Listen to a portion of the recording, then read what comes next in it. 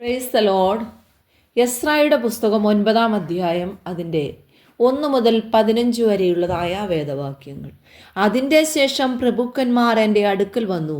Israel ജനവും പുരോഹിതന്മാരും ലേവ്യരും ദേശനിവാസികളോട് വേർപെടാതെ കനാന്യർ, ഹിത്യർ, പെരിസ്യർ, യെബൂസ്യർ, അമോന്യർ, മോവാബ്യർ, മിസ്രൈമ്യർ, അമോര്യർ എന്നിവരുടെ മ്ലേച്ഛതകളെ ചെയ്തു വരുന്നു. അവരുടെ പുത്രിമാരെ അവർ തങ്ങൾക്കും തങ്ങളുടെ പുത്രന്മാർക്കും ഭാര്യമായി എടുത്തതുകൊണ്ട് വിശുദ്ധ സന്തതി ദേശനിവാസികളോട് ഇടകലർന്നു പോയി. പ്രഭുക്കന്മാരുടെയും പ്രമാണികളുടെയും കൈ തന്നെ ഈ ആകൃത്യത്തിൽ ഒന്നാമതായിരിക്കുന്നു എന്നും പറഞ്ഞു. ഈ വർത്തമാനം കേട്ടപ്പോൾ ഞാൻ എൻ്റെ വസ്ത്രവും മേലങ്കിയും കീറി എൻ്റെ തലയിലും താടിയിലുമുള്ള രോമം വലിച്ചു പറിച്ച് സ്തംഭിച്ചു കുത്തിയിരുന്നു. പ്രവാസികളുടെ അകൃത്യം നിമിത്തം ഇസ്രായേലിൻ ദൈവത്തിൻ്റെ വചനത്തിങ്കൽ വിറയ്ക്കുന്നവരൊക്കെയും എൻ്റെ അടുക്കൽ വന്നുകൂടി. എന്നാൽ ഞാൻ സന്ധ്യായാഗം വരെ സ്തംഭിച്ചു കുത്തിയിരുന്നു.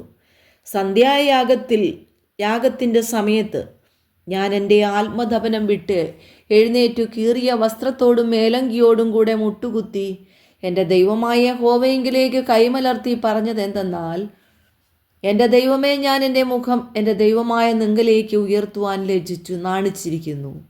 ഞങ്ങളുടെ അകൃത്യങ്ങൾ ഞങ്ങളുടെ തലയ്ക്കുമീതെ പെരുകി കവിഞ്ഞിരിക്കുന്നു.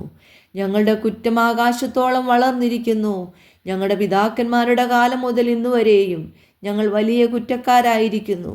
ഞങ്ങളുടെ അകൃത്യങ്ങൾ നിമിത്തം ഞങ്ങളും ഞങ്ങളുടെ രാജാക്കന്മാരും പുരോഹിതന്മാരും ഇന്നുള്ളതുപോലെ വിദേശ രാജാക്കന്മാരുടെ കയ്യിൽ വാളിനും പ്രവാസത്തിനും കവർച്ചയ്ക്കും അപമാനത്തിനും ഏൽപ്പിക്കപ്പെട്ടിരിക്കുന്നു. ഇപ്പോഴോ ഞങ്ങളുടെ ദൈവം ഞങ്ങളുടെ കണ്ണുകളെ പ്രകാശിപ്പിക്കേണ്ടതിനും ഞങ്ങളുടെ ദാസ്യസ്ഥിതിയിൽ ഞങ്ങൾക്ക് കുറഞ്ഞൊരു ജീവശക്തി നൽകേണ്ടതിനും ഞങ്ങളിൽ ഒരു ശേഷിപ്പിനെ ശേഷിച്ച് തൻ്റെ വിശുദ്ധ സ്ഥലത്ത് ഞങ്ങൾക്കൊരു പാർപ്പിടം തരുവാനും തക്കവണ്ണം ഞങ്ങൾക്കൊരു ക്ഷണനേരത്തേക്ക് ഞങ്ങളുടെ ദൈവമായ യഹോവ കൃപ കാണിച്ചിരിക്കുന്നു. ഞങ്ങൾ ദാസന്മാരാകുന്നു സത്യമെങ്കിലും ഞങ്ങളുടെ ദാസ്യസ്ഥിതിയിൽ ഞങ്ങളുടെ ദൈവം ഞങ്ങളെ ഉപേക്ഷിക്കാതെ ഞങ്ങളുടെ ദൈവത്തിൻ്റെ ആലയം പണിയുകയും അതിൻ്റെ ശൂന്യങ്ങളെ നന്നാക്കുകയും ചെയ്യേണ്ടതിന് ഞങ്ങൾക്ക് ജീവശക്തി നൽകുവാനും യഹൂദായിലും യെരൂശലേമിലും ഞങ്ങൾക്കൊരു സങ്കേതം തരുവാനും പാർശ്വ രാജാക്കന്മാരുടെ ദൃഷ്ടിയിൽ ഞങ്ങൾക്ക് ദയ ലഭിക്കുമാറാക്കിയിരിക്കുന്നു.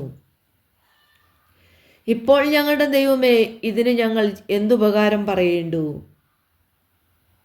നിങ്ങൾ കൈവശമാക്കുവാൻ ചെല്ലുന്ന ദേശനിവാസികളുടെ മലിനതയാലും ഒരു അറ്റം മുതൽ മറ്റേ അറ്റം വരെ അവർ നിറച്ചിരിക്കുന്ന മ്ലേച്ഛതയാലും അവരുടെ അശുദ്ധിയാലും മലിനപ്പെട്ടിരിക്കുന്ന ദേശമത്രേ.